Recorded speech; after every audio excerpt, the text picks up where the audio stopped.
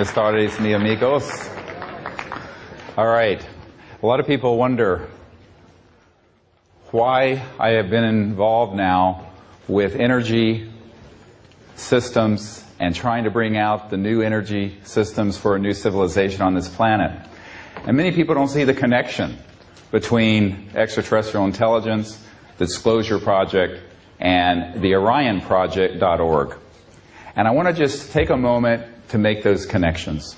Because I think it's very, very important that people understand that these are three projects that I direct that are really all part of one strategy. Now, many of you know that the whole UFO question has been kept secret for more than 60 years. And there are a number of reasons why. Number one, in the early days, they didn't know what they were dealing with. Number two, there were reasons that were theological and religious. And some of those still continue for some people in the secret government. For example, there's a Jet Propulsion Lab scientist that I know, very senior, who told me very directly that there are structures, ancient structures, on Mars connected to a civilization that's connected to early human civilization on Earth. And he has confirmed this to me, and he said, but the reason that NASA will not disclose this sort of information is that it would collapse, and I'm quoting, collapse the foundations of all the orthodox religious belief systems on the planet. To which I said, bueno. But this is a problem in some sectors of the society. And so, for example, in America, 25% of the population believe literally the world is only 6,000 years old. 1 in 4 Americans. They think we rode dinosaurs with saddles. And there's a museum in Kentucky dedicated, a $26 million museum, dedicated to showing how children were riding the dinosaurs 6,000 years ago. So there are people who don't want to hear the truth about many things. So that has been one of the reasons. And I know it sounds insane to any educated person, and probably to most people in Europe and Spain. But in America, 1 in 4 people believe that. They're like children. Yeah. N'est-ce pas? Yeah. Idiots.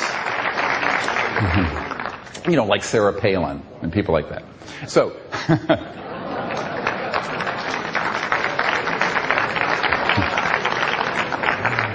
however, there is another reason. If they have been able to keep these UFO matters secret, they can provide a certain amount of information to the public and control it and spin it in a way that will be frightening. And by indoctrinating over a few decades the populace with fear, they hope to create a new enemy to unite the world around a military junta. So fear is the mind killer, and fear is the spirit killer, and this is they're hoping that this sort of midbrain of humans, where we have this fight or flight response, the primitive, muy primitivo, that this will cause people to give up their mind and their heart and their higher spiritual state and succumb to sort of a brave new world of conflict with these beings. And this is what Wernher von Braun, who invented the rocket for Adolf Hitler, his spokeswoman for the last 5 years of his life, said in this Disclosure Project testimony that this was a long-term plan to hoax a threat from outer space. So that has been another large agenda. And by keeping it secret enough, but putting information out in small amounts that they can control, they are trying to do a long-term psychological warfare operation. I have a 1953 CIA document that explicitly talks about the psychological warfare value of this subject in this regard. So there's another reason. Now, the big reason.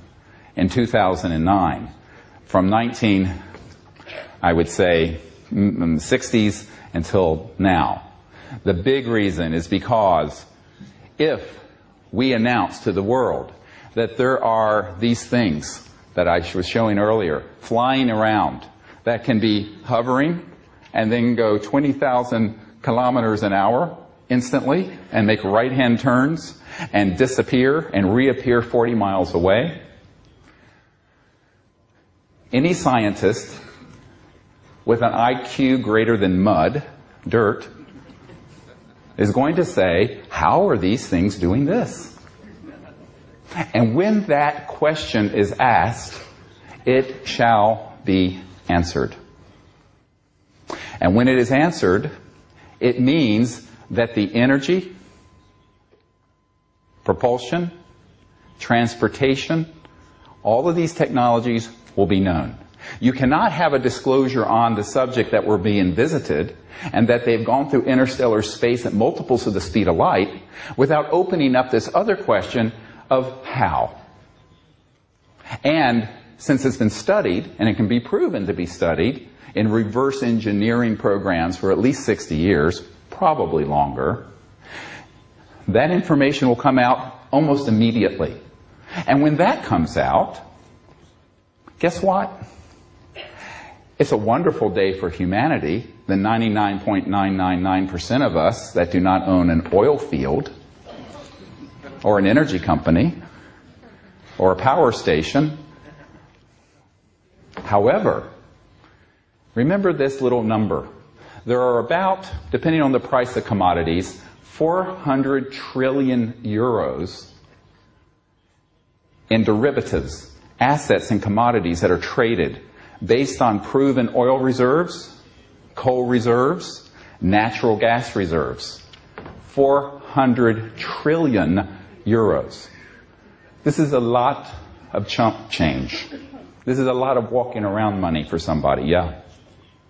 And that kind of money buys you a lot of corruption and a lot of influence. And there's one more thing, more important. The money isn't important. Because the money at that scale, money to me and to you is that, gee, I have a daughter at Yale, I have a daughter at Stanford, can I put them through college? Can I, feed my family while I'm doing this crazy stuff? Not been easy. But here's the question. For these people who have unlimited sources of funding, these are the people who print the money, the printing presses. No, really. The central bankers, the financial people, the petrodollar, the big energy, oil cartels. For them, it's more about maintaining their relative power in the world. But what happens when you and you and you and you have a generator that would fit on maybe this much of a table, that would completely run your house with no energy bill, no pollution. Once you buy it, it costs no more than a heat pump or air conditioning unit. And you have energy for your property for as long as the machine lasts, which if it's built well could be 100 years, 50 years. Wonderful, yes? Well, not for these people. It's wonderful for humanity, for Gaia, the earth. But here's another issue. And this will make you a little uncomfortable. I'm sorry. I apologize in advance. But there's a big element of racism in this paradigm. Because right now, those of us in Europe and America, which together maybe 600 million people, in a planet with 7 billion, consume most of the planet's resources, and we have these wonderful air-conditioned halls and cars using petrol.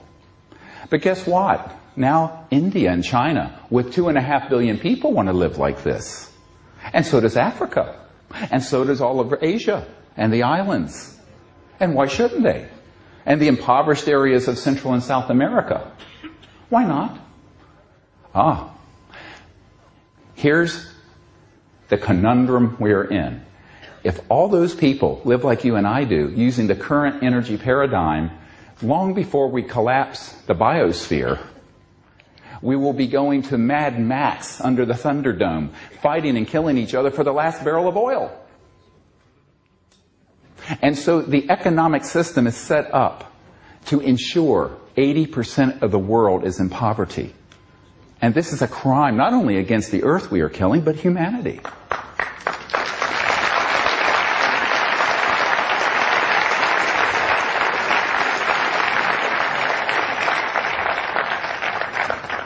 So it is an act of compassion to say we must bring out these sciences and technologies, along with the disclosure that we're not alone, and along with what CSETI is doing, CSETI.org, which is making diplomatic contact with these visitors to establish a foundation for universal peace, not just world peace. So these three projects are all going together. Now I'm going to focus right now for a little while on this energy question. What happens when every village in India and Africa can have such a device as I describe? I've seen them operate. There's no question they do exist. We would like to bring one out. If we could do so, we're trying. Anybody who has one, let me know. Who's got the cojones, to do it. We'll go the distance if you will. Sorry. I'm very blunt. I'm emergency doctor, Americanos. Now, here's another point, is that if all these villages in Africa and India have this energy system, guess what? Where does geopolitical power come from? Not the number of people in your country. If that were true, China and India would be the most powerful countries in the world, not America and Europe. Geopolitical power comes from your economic and technological prowess. When we democratize these technologies and allow them to be available throughout the world, we will have to put a seat at the geopolitical table for the people of Africa, the people of India, the people of China, the people of Southeast Asia, the people of Central America, the people all around the world. And there are people who don't want to share that power. They like having it for themselves. This is really what the question is a very fundamental issue. Because if you allow these technologies to be known, within one generation, 20 years, the environment will be transformed. We will have a new macroeconomic system. The work week for the average person will fall to about 15 to 20 hours a week. Seriously. Manufacturing would become very inexpensive. And the world, this would be the tide that would lift all ships. But the centralized power system we have, based on super tankers bringing oil and central power plants burning coal or nuclear power or what have you, that system is centralized, but so is the metaphorical or the symbolic power of the geopolitical system. And all of that would change, tilt. It is the biggest change in the history of the human race. And if you added up everything from the mid-1800s with the dawn of the Industrial Revolution to today, Microsoft, computers, lasers, the internal combustion engines, rockets, jets, this disclosure and the bringing forward of these new energy technologies will eclipse all of them added together. It is breathtaking. And when I have sat with people who are very powerful, they say, oh yes. I'll tell you what an admiral said, who is in charge of CONUS, Continental United States, C-O-N-U-S. And he said, yes, you're absolutely right. This should come out. It should have never been kept secret. However, my job really has been maintaining the status quo of the world's oil supply and energy supply. It really is. And I don't want to deal with a change this big. I just want to retire and go fishing at my ranch in Wyoming. Now, these people put their pants on one leg at a time. And many of them don't want to take on such a huge issue. And when they have suggested it, then they're threatened. Let me tell you what happened to a former CIA director who really believed we were long past due for the truth.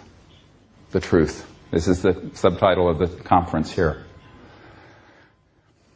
Wonderful individual late in life. He kind of came around. You know, I believe all people, no matter, I know you cannot demonize people on this planet or anywhere else. Everyone is educable. Maybe I'm an optimist. But I believe that basically all of us have the spark of goodness within us and we can do the right thing. And so, through a lot of work, our group had been able to reach a lot of officials within this majestic entity. And one of them was a former CIA director named Bill Colby. And Bill Colby was getting up there in years. He was old. And he was a member of this group. He had concluded it was time to help us. So he agreed through a colonel who was his best friend, communicated to my team and said, look, we want to meet with you and we want to hand off one of these devices, fully operational, and about $50 million US in seed funding so you can get it stabilized and secure and out initially to the public. I said, good. The week that he was going to meet with us, they found Mr. Colby floating down the Potomac River, and he had been murdered. Yes, absolutely. His wife admitted as much to CNN. Now, nobody knew why this sudden taking out of a former CIA director, and it was never investigated as a murder. It was an accidental drowning. But it was a shot across the bow to others who would like to bring and defect from this group. And it scared a lot of them, including then President Clinton. I mean, he wasn't very brave, but he wasn't stupid either. I would prefer to be with someone who is intelligent and has courage, however. So after this happened, and we began to analyze what the dynamic of this was, it became very clear that we were going to have to do some more groundwork for this bringing out of not only the information, but the actual technologies that can give us a new civilization, a new Earth, a new planetary society here. And in the course of this analysis, we said first we've made the contact, and this is now ongoing, as you heard yesterday. It is amazing, and it's going up exponentially in the last 6 months. We have to do disclosure. That's been done. People say, when is disclosure going to happen? I said 80% of the public already know this is real. It's just a matter of now the official government's putting their stamp on it. And believe me, the official governments always lag behind us, the people. They're the lagging indicator, not the leading indicator. We in this room are the leaders of this. All of you.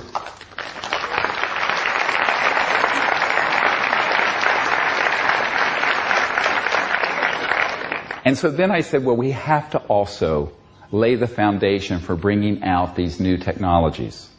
Now, many people believe, mistakenly, and I was having someone help translate the introductory remarks. Thank you very much for your kind words. But I want to be clear on something. A lot of people think that these technologies have all come from the studying of UFOs that have been shot down or something. This is not true. There has been reverse engineering and study of these sort of technologies, and I know men and women who have worked in those programs. But remember, the laws of the universe have a very nice coincidence. They're universal. And so if they can be developed in Alpha Centauri, or the Pleiades, or any galaxy, they can be developed here. And guess what? Through the minds of people, beginning in the late 1800s, this knowledge started coming through. Nikola Tesla, for example. T. Townsend Brown, who started doing in the 1920s anti-gravity, high-voltage electromagnetic effects where things would levitate and lift. He then developed this with a professor at Princeton who worked with Einstein, Dr. Biefeld, and it was called the Biefeld-Brown effect. So these things were done independent of any extraterrestrial study of craft. However, when we did finally, tragically, shoot a few of these down, starting back with Roswell and perhaps earlier, using electromagnetic weapon systems, we did study it, and that augmented, that propelled and further provided an augmentation to some science that was already being studied. See, so it's more complex than most people have been presented. I'm trying to give you this background so you understand. Now, eventually, by 1954, and I can give you the month, October 1954, it was decided that all of these technologies, which had begun to be reported openly in the aerospace journals, you can go back to the late 40s and early 50s and read about them, absolutely.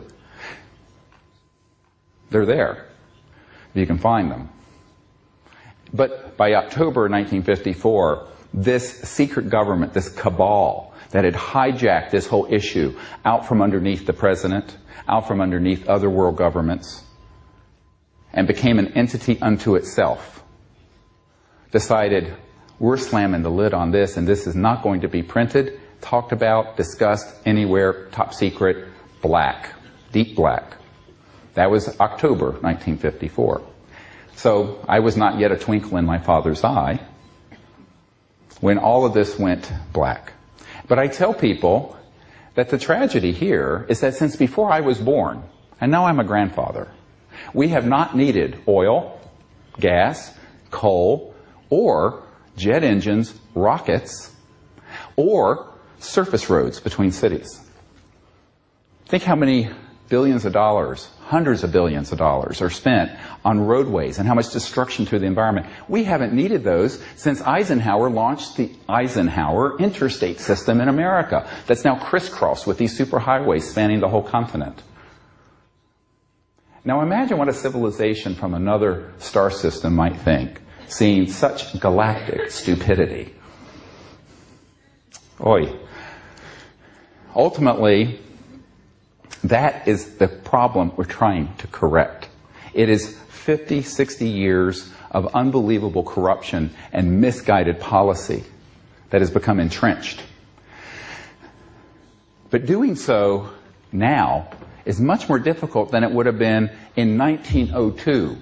And if you go to the orionproject.org, it's all one word, the Orion Project, O-R-I-O-N, Orion, like the constellation, project.org, you will see a photograph of Nikola Tesla with a guy, a self-taught engineer named Stubblefield, standing with the Capitol dome of the United States Capitol behind them after they had shown members of Congress this generator that was like an earth battery, some stakes in the ground, and they would get it running, and it would run itself from this energy field, and the man was running his farm on it.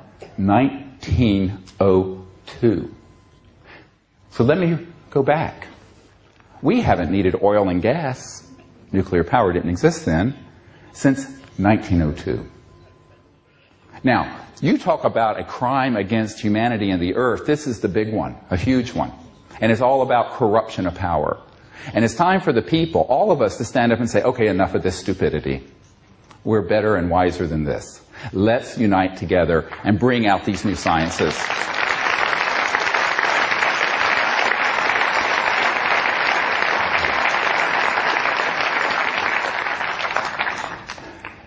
Now, if it were easy, it would have been done in 1902. Nikola Tesla had his technologies suppressed. Westinghouse, J.P. Morgan, the Rockefeller family, they did not want this to be known because it would upset their apple cart in 1902, just like the apple cart would be upset in 2009. But you know what? In 1902, the world had less than 2 billion people. Only a fraction of them had electricity and were using oil and gas. Now we have 7 billion people, and we have 1 billion motor vehicles on the road. So we have become more addicted and more addicted and more addicted and more addicted into this paradigm of a planet-killing system. And that is what we must go past and beyond and leave that behind. Whatever people will say, oh, it would be too disruptive to the economy. What will happen to the petrodollar? How about unemployment in the energy sector? Well, there'll be new jobs. It's like saying we shouldn't bring out a car because people making horse carriages for horses would be out of business. This is ridiculous. That excuse has been used. It's a false paradigm so that people will stay in line with the power elite that have the power they have. And so we have to say to our leaders and to each other, let's find a way to come together. Those who are engineers and scientists, those of us who are leaders in the new energy movement, the public who are concerned about the environment and energy, and those who have the resources financially to do this. Not any one person, certainly not me, can do all this. Let me tell you a little secret about myself. I can't hook up a DVD player. My wife has to do that. I'm such a stupid... Unless it's a defibrillator for the heart or a respirator for the lungs, forget about it. I'm an idiot with machines. So don't ask me to build one of these things. I can't hook up my DVD player. My wife does that for me. And I'm really terrible with such things. So we need to combine forces. We need to combine this effort. And when we do, then we're going to need to have the strategic leadership to make the run. It's a huge run for the goal. We have this goal, and that's to get it out to the people quickly. Because anytime one of these technologies surfaces, and there have been many, such as the Stan Meyer car that was running on water, and then he died suddenly, and his work had a national security order slapped on it before he died. And now it's sitting in a warehouse somewhere with a family who really doesn't know what to do with it, and it's a very complicated situation. We've been trying to get them to help let us bring this back out, but it's very difficult. And that may not happen. But the same technology can be done by this gentleman, perhaps, or this gentleman, or this woman. Why not? I don't have that skill set, but someone here might. And here's what will happen if they do, and they can have a discussion with me. And we can do this privately. I'll sign a confidentiality agreement if it's a commercial issue, is that we will put our entire strategic team behind it, and within weeks to months, it will be seen by billions of people. We will do the largest press conference in history, and we have the people who will get there, and absolutely, if we can test and vet this system so that the scientific certainty is there, it will be disclosed rapidly, long before it's available for sale. Why? Because if you sit on something like this, one of three things are going to happen. Someone's going to come along and offer the group that has it more money than God has to buy them out. This I know because I know people who sold out. Number two, they will be ordered, if they don't sell out, to keep it quiet under threats of all kinds. In the United States, there are over 4,000 patents. Because we had someone in the patent office who was there, a witness to this. 4,000 patents on these kinds of technologies that have been falling under the National Secrecy Act. And there's a Title 35, Section 180 and 185 of the title law, patent law in the United States that allows for a national security seizure. And this has been abused by the power elite to keep these things secret once someone tries to get a patent. So that's a whole problem. And then there are the people who have just been flat out killed. Now, I've had plenty of threats directed at me. It doesn't matter. No one's going to stand me down. And as I said yesterday,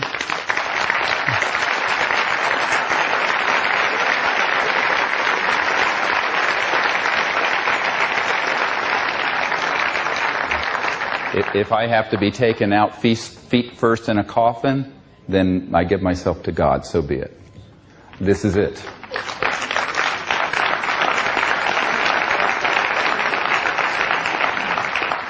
And unless you're willing to make that level of commitment, get off the stage. Because I can tell you what's coming at you. What I call, politely, Murder Incorporated. And Murder Incorporated are these consortium of interests that will do anything to keep this information from coming out. Now, this means that there has to be a very well thought through strategic plan to get something from a prototype that would sit on that podium that proves this principle of extracting energy from the 0 point or quantum vacuum flux field. I don't want to get too technical. I'm only a country doctor from Virginia, so I don't pretend to be a physicist. I know enough about it to get myself in trouble. But I can describe how it works. And basically these systems, when you look at them and how they're operating, you can bring them forward very quickly as a prototype. Now, it may take a little longer to have a manufacturing and distribution and all of that. But you can certainly bring it out very, very, very quickly in terms of announcing it to the world. And why? Because this is the message of great hope. Imagine what our people all over the world would say when they realize we're not having to destroy the planet to live. We don't have to go back to the Stone Age. We don't have to commit what I call planeticide, the deliberate killing of a planet in order to have lights and air conditioning and run around in cars. This would be such a hopeful event for all of mankind, all of the human race. And our younger generation, people who are my children's age, in their teens and 20s, this would give them a light where when they look into the future right now, they just see catastrophe. So this would be a wonderful event for humanity, but to do that, you've got to have enough people who are the friendlies, I call them, within the power elite who want to see this happen, who have your back. Now, we have those. I wouldn't be alive today if I didn't have a whole group of those. It's not easy to talk about this, but this is how it works. And certainly not all of them support what I'm wanting to do, but enough of them do that when we move forward with this information, they're going to say, great, let's do it with you. And we have now over 160 of these people who are very powerful around the world who would say, if you have something like that, we're not going to do it, but we'll quickly fall in line behind you. So that has taken 19 years for me to build that system.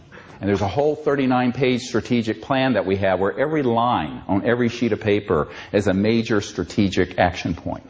And this is all ready to roll if we can get our hands on something that works. Now, we have seen more frauds and more crap going around the world looking for this stuff than you can shake a stick at. There's a lot of nonsense out there. But we've seen some of the real things, too. The problem is the people who have had those have said, it's too dangerous, I've already had threats, and they don't want to do it. One man whose laboratory we were in had amazing stuff, had a dozen of these sort of devices there, and he said to me, well, I don't mind being a little bit of trouble for this cabal, but I don't want to be a major pain in their ass, because they're going to come after me and they've already threatened me. So what we need to do is find both people who understand the science and are inventors who will go the distance without fear and have the courage to do it. And this has been very, very difficult. Let me explain something that happened in the last 7 months or so, 8 months. And when you hear this, you'll be astonished and you may weep. I wept. We had a man, I have to be very careful about how much information I give about this situation, who was assigned to a very compartmented, classified project. He was a civilian, a brilliant inventor, someone who knew much more than Tesla or Einstein or any of these people. He had worked out down to the mathematical formula all the trans-dimensional technologies up to and including, and I'm going to give you a short list, teleportation, dematerialization, anti-gravity, electromagnetic-gravitic, energy from the vacuum, etc., and so on. And I'm just getting started. This guy is amazing. I've been in his lab. Now the way this works, let me explain this a little bit. Someone like that, had his own company, the intelligence community came in and stamped everything top secret, put it in a vault. He then got pulled in as a contractor to do special projects for these compartmented operations. Over the last 5 years, we had convinced them to set him free and to work with us on these technologies. And there were 5 what they call shepherds. This is the word that's used in the intelligence community, who were his shepherds, who were in charge of this kind of classification or policy. And they all agreed it was time to bring out the first level of what this gentleman could do, which was basically an energy generation device that would run your home, or you could put in your car, and you would never have to touch a drop of oil and ever have an energy bill. Because he had this. I mean, we saw these things. Now, at this point, what happened is we said, all right, has this actually been vetted, evaluated independently? And they said, yes, absolutely. The top Department of Defense laboratory near Washington, D.C., had taken his information and independently, without his assistance, just from his formula and designs and engineering specifications, replicated precisely what he had. And it worked. When they did that, a group of people came in and said, leave this alone and put it in a vault and never let it come out again. I know the chief scientist of this lab, who is a very good friend of mine. So this is a technology that has been built, tested, independently reproduced, on the shelf, ready to go. In November of 2008, this past November, Dr. Bravo and I and Dr. Loader, our science advisor, and our board hosted this gentleman at my home in Virginia. I live in a country house out near Monticello, Thomas Jefferson's home. And he came and we met for several days, and he agreed to build, within 3 months, one of these systems so that we would be able to have this out by this spring to you, the people who need it, the good people of the earth. His intelligent shepherds had said, yes, do it. All of them together. I'd met with them. Within 3 days of his returning to his skiff, which is the term used for an underground electronic eaves-proof place where you cannot get any communications in or out, but it's a highly classified facility, he was reordered out of that facility and dropped into a rat hole in Iraq as a support technician. This, one of the most brilliant scientists on the world today. He called me up and he said, just over and over again, Dr. Greer, just be careful. Dr. Greer, just be careful. Dr. Greer, just be careful. Someone had put the fear of God in him, and he thought he had a clear go because these really well-placed intelligence operatives, but some other people from outside those 5 shepherds came in and said, oh, no, you don't. Now, let me tell you what I've asked President Obama to do about this situation. President Obama has received a briefing, a special presidential briefing from me. And if we had time, I would read all of it to you. It'll rock your world. But part of it has a section talking about these energy technologies related to this whole, what I talked about yesterday, WSFM, which is what the CIA calls it, weird science and frickin' magic. And in this original that has been provided to the Barack Obama administration and to the new CIA director, I say, look, this man has told me he wants to do it. His immediate shepherds in the intelligence community want him to do it and bring this, at first level of this science out. Not the anti-gravity stuff, because that does have some defense issues, but the generation of energy. And we need an executive order from the President of the United States to specifically order this man back to this country or to the United States or someplace outside a war zone to work with us in a white world Manhattan project to bring free and new energy to this planet. Yes. We need it.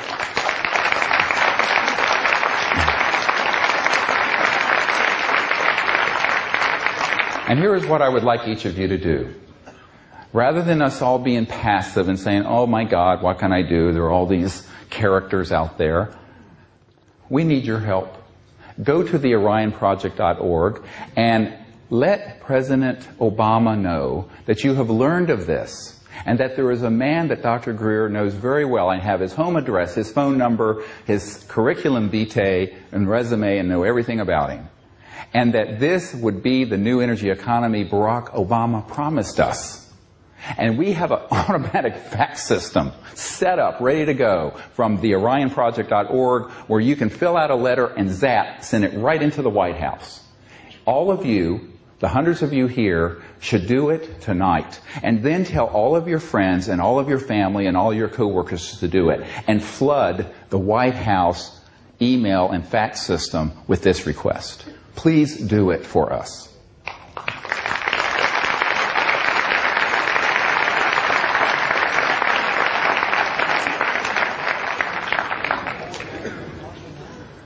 So we live in a very exciting time. This whole adventure has been quite a roller coaster for me and my wife and family, and for everyone with whom I work. Enormous work has gone into getting to us where we are today, where we have achieved disclosure, we have made contact, and now we want to bring these energy technologies to the world. And that can be done with your help. I know we have the capacity to do it. And there's one of the most renowned physicists in the world who works in this area has said that the only group that really has a chance at making a run at this is the group that Dr. Greer has put together, both strategically and in terms of leadership. I know we can do it. But we can't do it alone. Because guess who our first level of protection is? Yes, I have security. And yes, we have people in the secret government watching our back. And yes, we have extraterrestrial guardianships watching us. And beyond. Angelic. But you know the most important is you. Each one of you. The reason we went public with as much information as we could, and I'm really pushing the limit with what I'm saying today, and what I've said at this conference, is that you being informed, and you telling others, and millions of people around the world who follow what we're doing and know what we're doing, well, you know what that does? That puts a 1 billion watt spotlight on our project. And what happens when that occurs? These murderers don't like to do things when there's a big spotlight. They're like cockroaches that only come out when the lights are off. La cucaracha.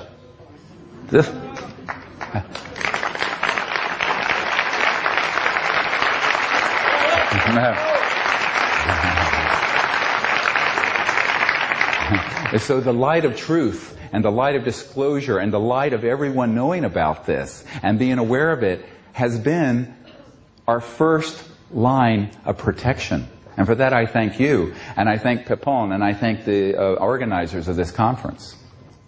You see, this is a symbiotic.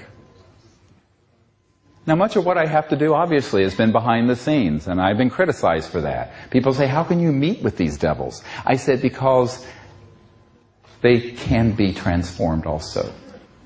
The power of consciousness, the power of prayer, the power of goodness.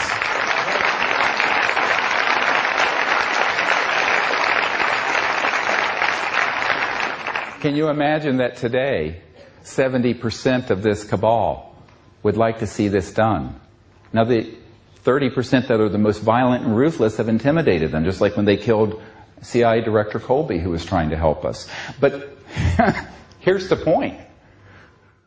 I'm expendable. And what do I mean by that? You know, after I briefed the CIA Director for President Clinton, his best friend came to the house and said, I had mentioned this yesterday. He said, well, the president won't do this. He'll end up like John F. Kennedy. And I said, c'est dommage. It's too bad. He's the president. I'm not. I'm just a doctor here. At the time, I was living in North Carolina running a busy emergency department. And he says, oh, no, Bill Clinton won't do it. He said, but you can. I said, what do you mean I can? What am I, chopped liver? An expression meaning I'm nothing. And he basically said yes.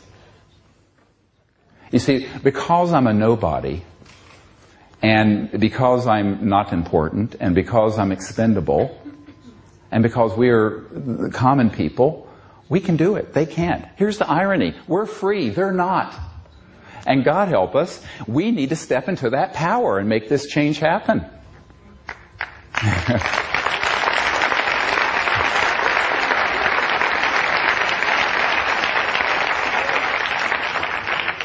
Now, I will tell you that there are some areas that are valid national security concerns with these kinds of technologies.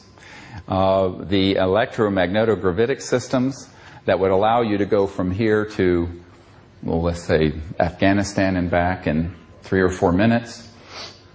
This could have a defense application, obviously.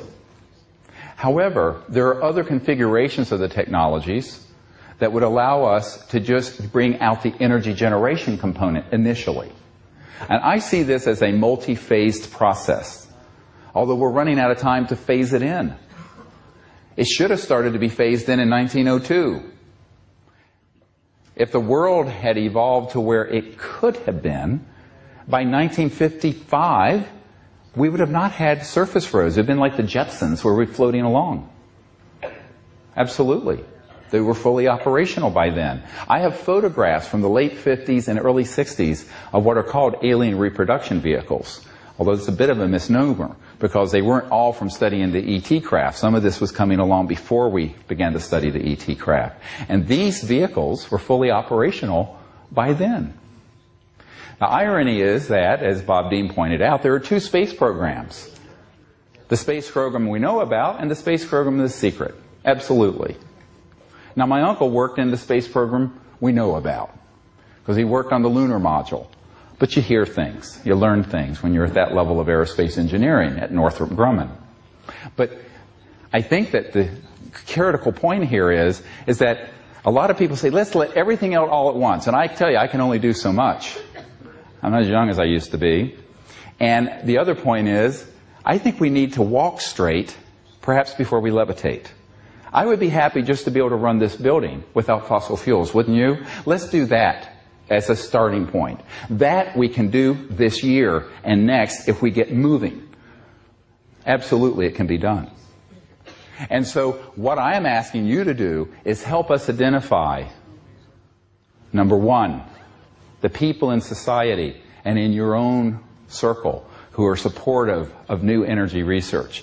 Number 2, if anyone here knows of an inventor or an engineer who actually can do this or has done it, that has something ready to be evaluated and will cooperate with a very fast-moving strategic plan to move it out, they need to get hold of me immediately. And number 3, if anyone here knows of some people who can provide the startup funding that's clean, not corrupt money, clean money. I've turned away tens of millions of dollars because I knew it was dirty. I'm being modest. I turned away $2 billion. Did I tell you this story?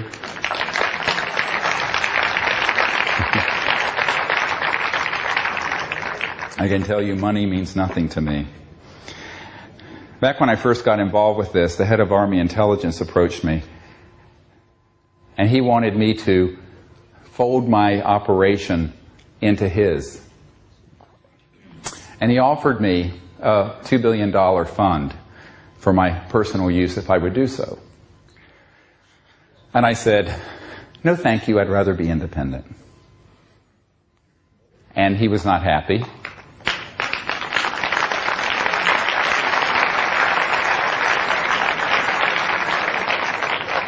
He then went to my wife. Now you have to understand, my wife is this sort of earth mother, Ivy League educated, but very down to earth, epitomizes noblesse oblige. When she was in the Peace Corps, they called her Saint M. She's this beautiful, kind, spiritual, beautiful person, without whom I could not have done this. She's really the wind beneath my wings.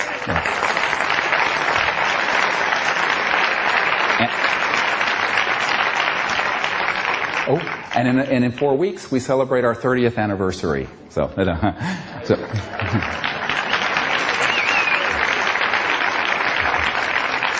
And believe me, she deserves a medal for that. 30 years with me, oi. Okay, so... So the head of Army Intelligence went to my wife and said, oh, you know, we have a special shield, like a crest, for your husband. So he can be joined in the top 9 people involved with these projects. And can you convince your husband to do that? He didn't mention money to her at all. He mentioned this thing. It was flattery and ego stuff.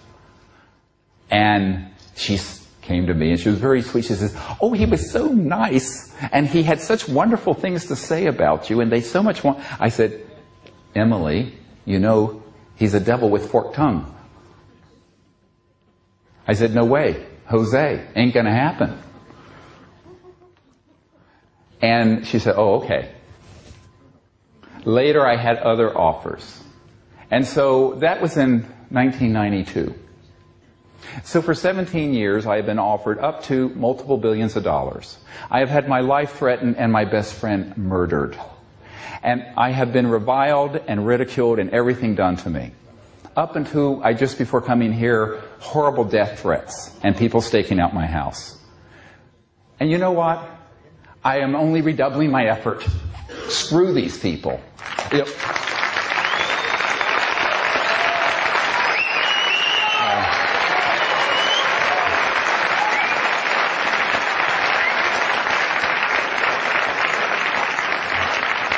Because this I will promise you, as soon as we find one of these systems, energy systems, that is legitimate, can be independently verified and reproduced, that's the sine qua non of science, reproducibility, and is ready for prime time, we will come out with it.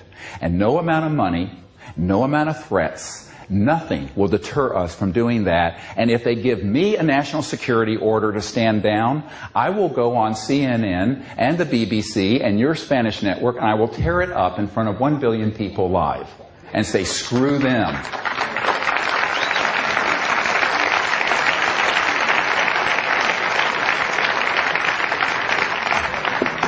Because here's a little simple legal fact.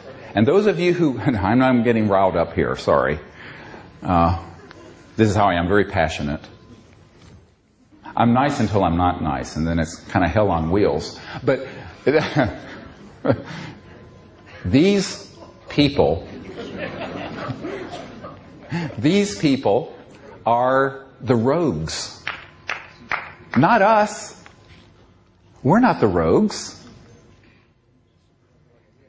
We're the good people of the earth wanting to create a better world for our children and our children's children's children. Going into the future, 500,000 years. Can you hear the children calling you? They're waiting. They're waiting in a cosmic waiting room coming to this planet. You can see it. You can feel it. This is our sacred obligation. And so I have to say this because many people have said, how can you put these sort of documents out on the street and in books? How could you bring out 110 people with top secret SCI, special compartment and intelligence security clearances, and bring their testimony out to 1 billion people, which we have done? Here's what we did. In 1998, 11 years ago, after we determined that the President of the United States, multiple of them, had been denied access to these projects, that at least one of them had been murdered over this issue. I have a document to this effect. And I know 2 of the people who set up the logistics who killed Jack Kennedy. I know them personally. They're old guys now. That they have lied to the Senate Intelligence Committee. They have deceived your government, the European Union, and even high officials in the United Kingdom and in the British royal family that I have connections to. In addition, you have people like Lord Hill Norton who came out publicly with the Disclosure Project material, as you have seen. And he said to me, I was sitting at his house in Hampshire, in England, and he was sitting here and I'm sitting here, and he was a very short man. Well, most people are short compared to me. But he was about 5'2" and had steely blue eyes. And he was a 5-star admiral. And very feisty. And what happened is that as we were sitting there, and he was really wanting me to tell him everything I had been sharing with President Clinton and all these people, he eventually said to me, and it was very typical of what I've heard from many of these officials. He said, you know, I was head of the Ministry of Defense for Great Britain. I am a 5-star admiral, what they used to call a Sea Lord in England. And I used to be head of the military committee for NATO. And they never told me about any of these things. And he asked me, why? And por qué? Why do I be left out of this? And I said, my friend, you're in the same boat as the CIA director I met with and the president. I said, unless you've been brought up through the system, they don't tell you.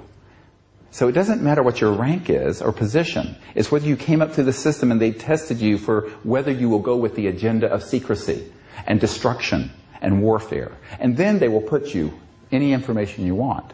Little by little by little, they'll give you little bits until you violate their trust, and then they'll either kill you or kick you out of the program. But you were assessed. The first thing they do with someone like you is a soul biopsy. What is this, a soul biopsy? The medical term biopsy, take a piece. They take a look at your soul, and they want to see if you're a stand-up guy, a good person, and you're not going to go along with a criminal enterprise. They're not going to tell you. Because if they did, they'd have to do to you what they did to Lord Mountbatten, and what they did to John F. Kennedy, and what they did to Bill Colby. They would have killed you. So they protected you by keeping you out of the loop. Because you would not go along with that agenda, would you? He says, you're bloody right, I wouldn't, not for one damn minute. I said, well, that's why they didn't tell you. Now, after I'd gone all over the world and met with people like this, we made an assessment that these programs were illegal, unconstitutional in every country, a priori. They could not use the law to protect themselves. And the same applies with these technologies. If they issue any inventor a national security order, he needs to get hold of me so I can take him by the hand and rip that thing up and say, these people have no legal standing because they're the criminals.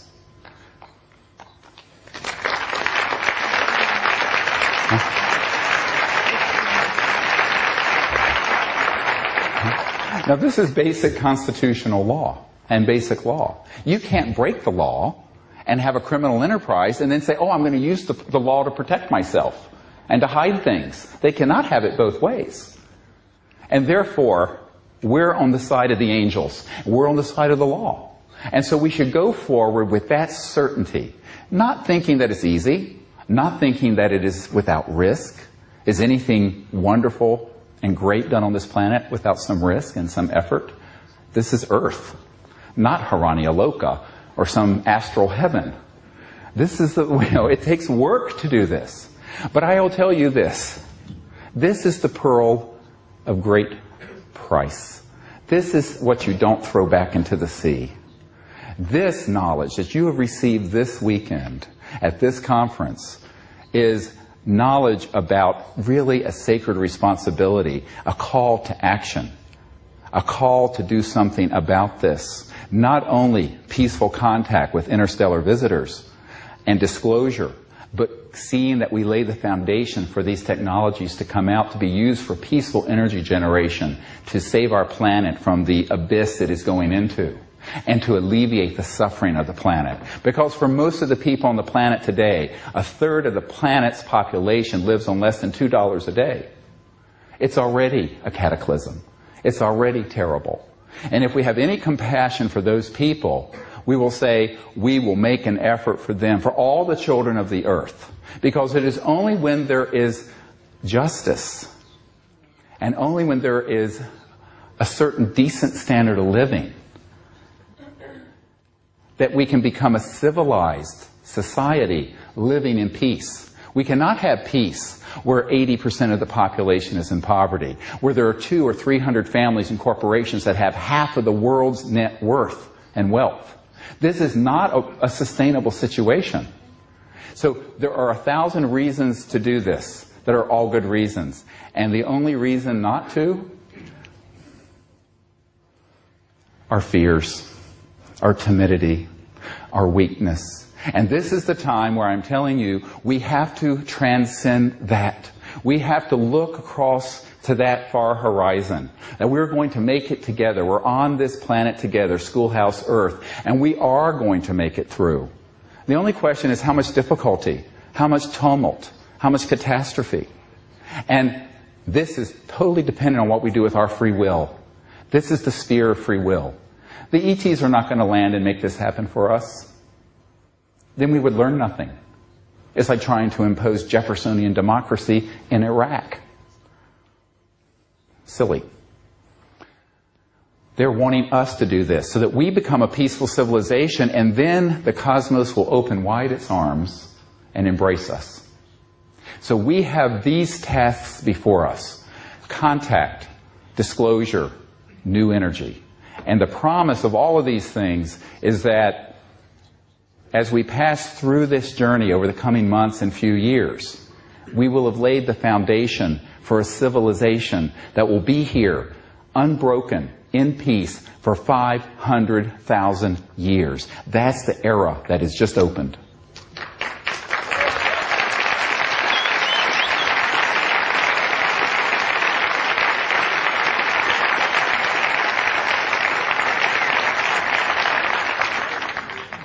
And that's the vision we should share from heart to heart with our loved ones and our co-workers and the President of Spain and your parliament. Is it parliament? I'm sorry, I may be using the wrong word. But we have to educate our leaders, but not wait for them.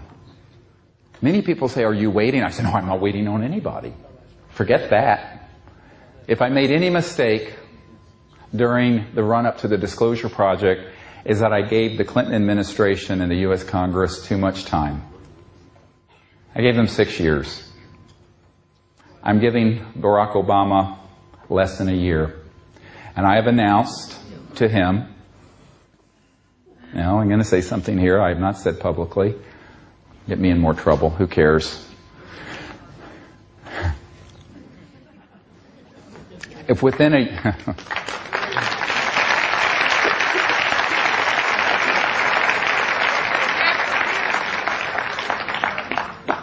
If within a year of his taking office, they have not taken definitive action on these issues, we are going to form together the Council on Interplanetary Relations, and we're going to formalize contact and bypass these useless governments in the world.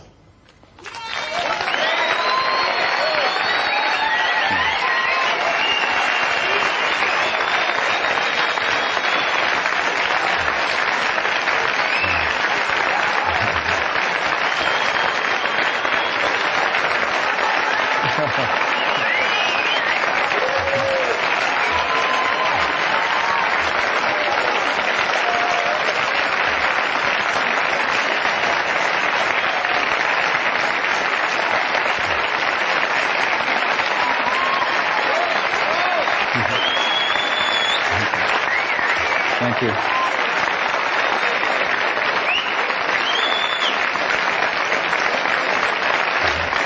Number 2, and we're just getting started. We're going to make open contact, and we have at least one G8 country that has written me a document. How I wish I could read it to you. It is the most important document in the history of the UFO subject. And the irony is, I am not at liberty to disclose it, and I'm head of the damn Disclosure Project. This is a gentleman's agreement, because it's a delicate negotiation. But in this document, imagine this coming from the most senior ranks of a major government in the world. They have said, we wish to go on a long-term journey together to make contact with these extraterrestrial civilizations. Will you work with us? And I said yes. So we have at least one major government who wants to do it. And you know what? If Obama doesn't get on board, he's going to be left behind in the dust of history. Just that simple.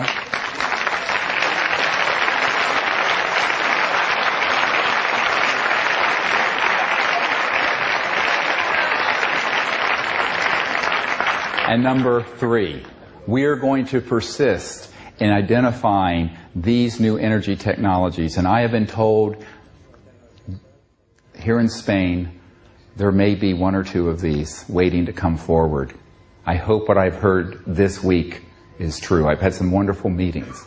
And if it is, we will be the carrier vehicle to launch it to the world. And there is no force on the planet that will stop us. But we will need your help. And will you help us? Will you join with us when we call? Tell everyone we have this. Don't let it fall apart. Don't let it get lost.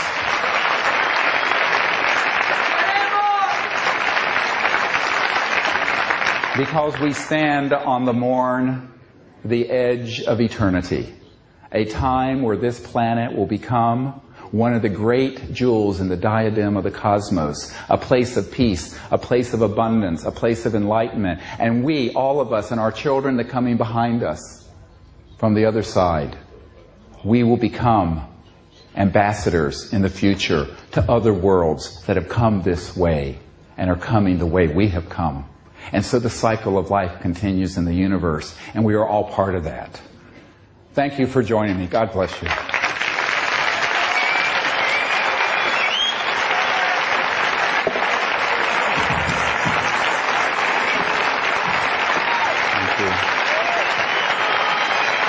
Thank you. I love you. Thank you.